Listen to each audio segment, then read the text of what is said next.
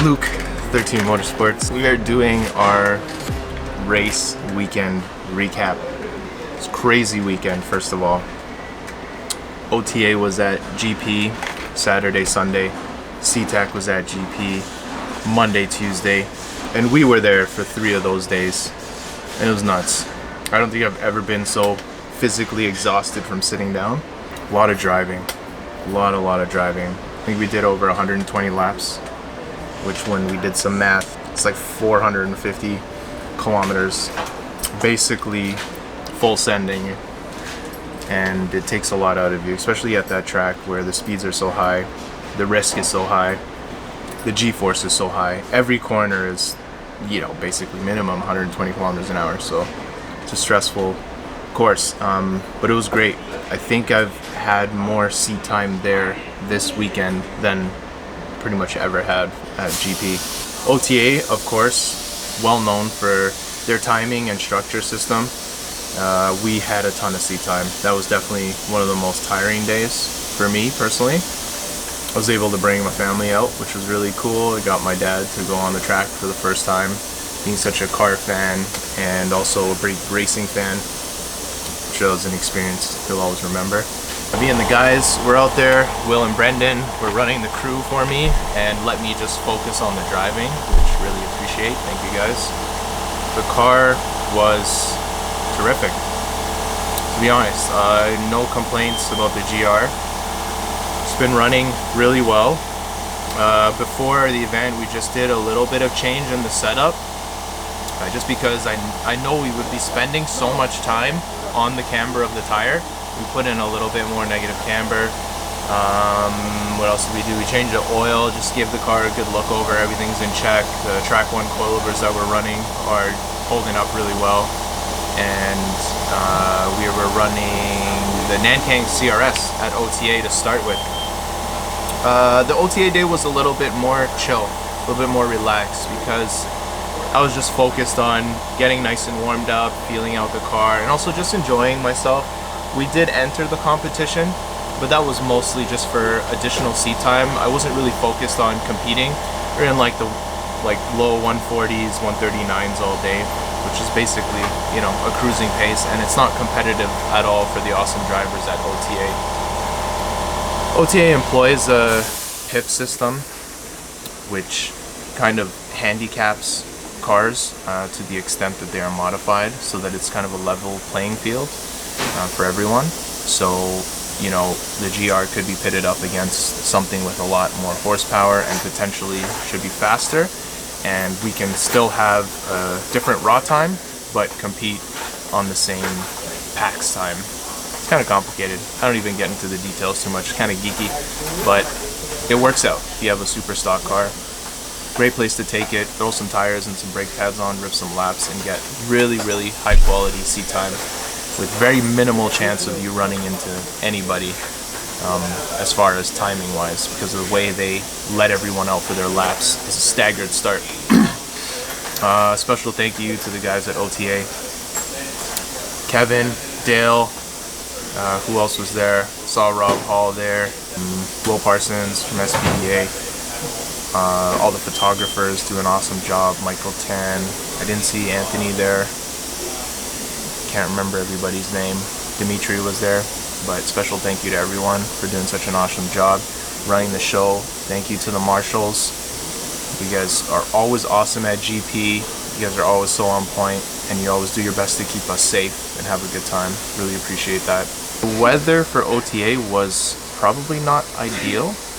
The day before it was raining. It was really foggy. And what tends to happen with the rain is that any oil and grease that's kind of soaked into the asphalt, when it rains, it lifts up and it kind of sits on the surface now. So changes the friction available, or grip available basically on the track.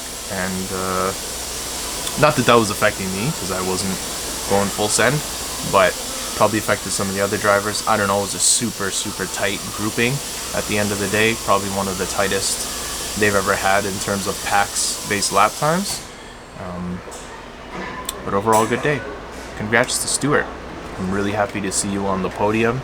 I know you've been wrestling with that car for a long time, and I'm really happy that you got it sorted out and you're able to take first place of all things in a Subaru, believe it or not.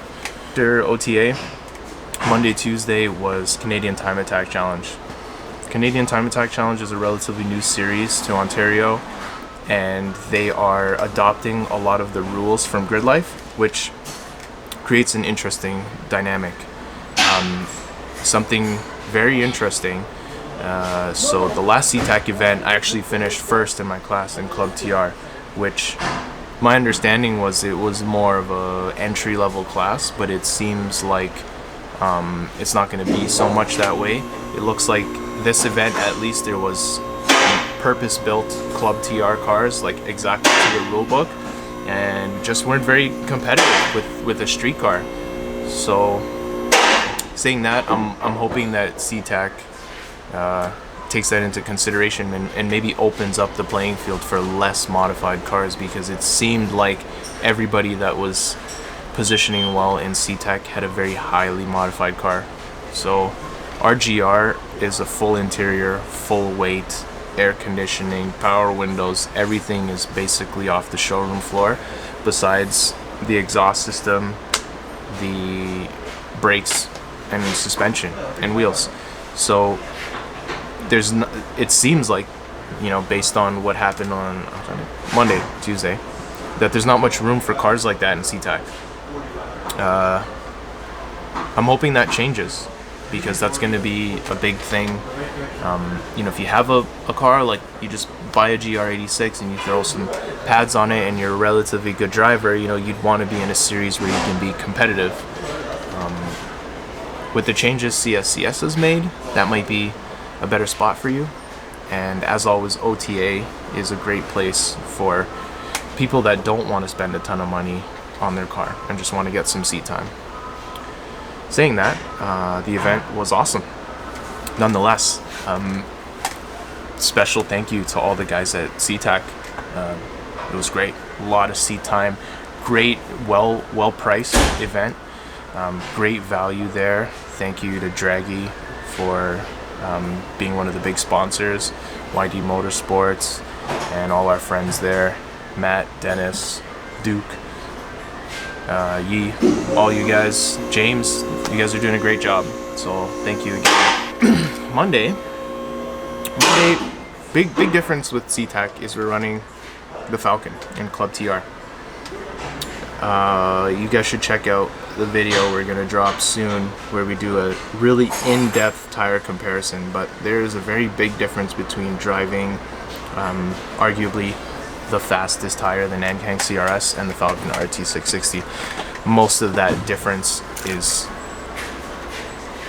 the feedback, I think, and the confidence you can build with the RT660.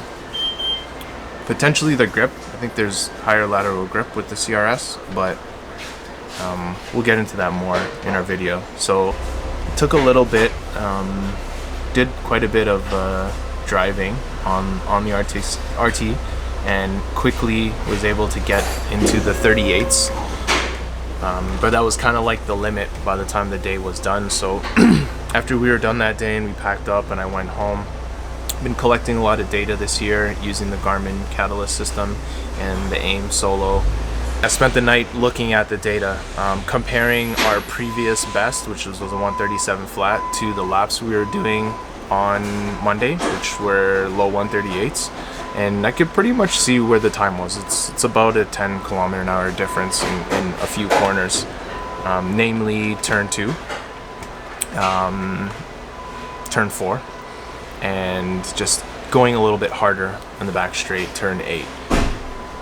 One of the things about GP is that, your min speed is going to be pretty similar to everyone else's, just grip is grip. But the way you enter the corner can either gain you a lot of time, or if you go too hard and you mess up the exit, you can lose a lot of time. So there's like a really nice balance there somewhere that you got to find, which I was working on. Tried a little bit of different things in different corners, especially turn 1.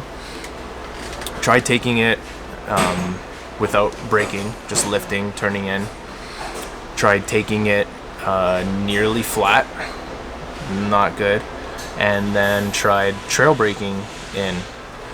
And I found that trail braking into that corner to get the car to rotate, hit the apex perfectly, and get on the throttle even before the apex seemed to be the fastest way to take that corner.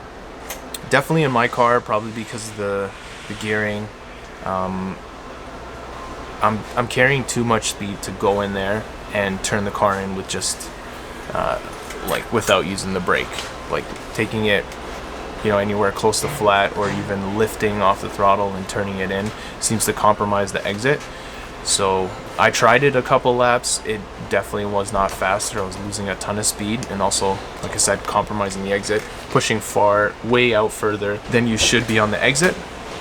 So we scrapped that idea and just stuck to what seemed to be working: trail braking in, getting on the throttle early, having the high exit speed, and in turn gives you a better entrance into turn 2, and carrying more speed in that 1-2 complex really gives you a lot better lap time and a great start to what should be a very fast. So lots of time to make up in turn 4 and lots of time to make up in turn 8, and we'll be doing a breakdown of the lap in another video, so stay tuned and subscribe. So coming out of OTA, which was a competition, but the mind was not in the competitive mode. Going into CTAC, it's like a switch, right? There's competition mode versus having fun mode, and I was definitely in the competitive spirit those 2 days. I was trying to find time. Not really competing against anyone else because the classing was just really difficult, but more or less competing against yourself, which should be your #1 competitor. Trying to drive the fastest possible, the cleanest, and the most consistent laps that you can do is also always gonna result in a better experience. So with the competitive mindset, we went in there the first day, did well, and I was very happy with the results on the last day. We were able to do low 137s consecutively back to back, which in my opinion, if you can do 3 laps back to back to back within 3/10 of each other, your consistency is pretty dialed in. So I was very happy with that. So we were also able to do a little bit of testing at GP as far as playing with tire pressure and checking the alignment with the tire pyrometer, which it's kind of tricky at GP because the place where you're going to check your tire temperature is immediately after, you know, like a mile-long straight and then a very fast right-hand turn. So you almost expect the data to be quite skewed. You should expect higher inside tire temperatures because you're driving straight, and then you're doing a right, so the right side, or the left side, sorry, might be a little bit warm. Nonetheless, we collected the data and, you know, look at it objectively, of course, but some of the other tracks might be better for setting up your alignment. The car overall was terrific. By the end of the day, I think midday on Monday, we got a check engine light. So I was driving around, coming through 5, and I see the little, you know, engine light of death come on, and brought it back into the pit. Luckily, we had a little scan tool in the trailer, scanned it, and it was O2 sensor code, air fuel ratio, heater circuit. So the car has basically no mileage on it. It's got 13,500 kilometers on it. Somehow the first O2 sensors burnt out, and you got a replacement on order, and hopefully that fixes the problem. The car seemed to drive just fine because, you know, in wide open throttle it's not really using the primary O2 for air fuel ratio calculation. It's just an open loop, so there wasn't really any issue, but we're going to try and fix that ASAP. I think moving forward, we're getting prepared for Grand Bend, which is coming up soon at CSCS. It's going to be an awesome event. Haven't been there before. Watched a couple videos on the track, and it seems like a really tight, technical, and low-speed circuit, so hopefully easy to pick up and hopefully easy to get up to speed real quick, because we're going to be going somewhere we haven't been before. It's also Will's birthday weekend, so we're going to have some fun, of course, and go check out the beach that everybody talks about. And yeah, hopefully have a great time. So stay tuned, check out our YouTube and our socials, and we'll be posting lots of videos. We're going to lead into a driving video where we do a 137 flat, which is pretty fast in a GR with no aero, I'd like to think, and no real power adder.